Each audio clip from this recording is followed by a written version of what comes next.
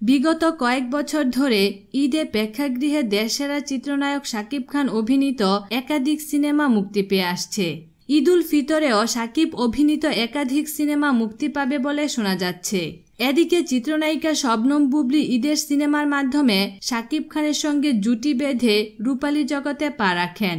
আগামী ঈদেও এই জুটির অহংকার সিনেমাটি মুক্তি পাবে বলে আশা ব্যক্ত করেন এই চিত্রনায়িকা।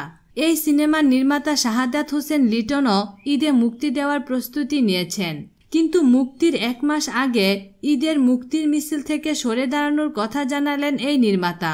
এ প্রসঙ্গে শাহাদাত হোসেন লিটন সংবাদ মাধ্যমকে বলেন, অহংকার সিনেমাটি ঈদে মুক্তি দিতে চেয়েছিলাম, কিন্তু আসছে ঈদে শাকিব খানের নবাব ও রাজনীতি শিরোনামের দুটি সিনেমা মুক্তি পাবে। রাজনীতি মুক্তি না দিলে আমরা অহংকার সিনেমাটি মুক্তি দিতাম। তাছাড়া বস 2ও মুক্তি পাবে। এতগুলো সিনেমার মধ্যে অহংকার সিনেমাটি মুক্তি দেয়া ঠিক হবে না। তাছাড়া আমাদের হল সংখ্যা কম, তাই ঈদের পর অহংকার সিনেমাটি মুক্তি দিব। গত ঈদ উল আজহায় নবাগত শবনম বুবলীর সঙ্গে জুটি বেঁধে বসগিরি ও শুটার শিরোনামের দুটি সিনেমায় অভিনয় করেন শাকিব। অহংকার সিনেমায় শাকিব খান ও বুবলীর সঙ্গে থাকছে চিত্রনায়িকা তমা মির্জা। এর চিত্রনাট্য লিখেছেন পরিচালক শাহাদাত হোসেন লিটন। এতে মোট 5টি গান রয়েছে। সিনেমাটি ইতিমধ্যে শুটিং সম্পন্ন করেছে।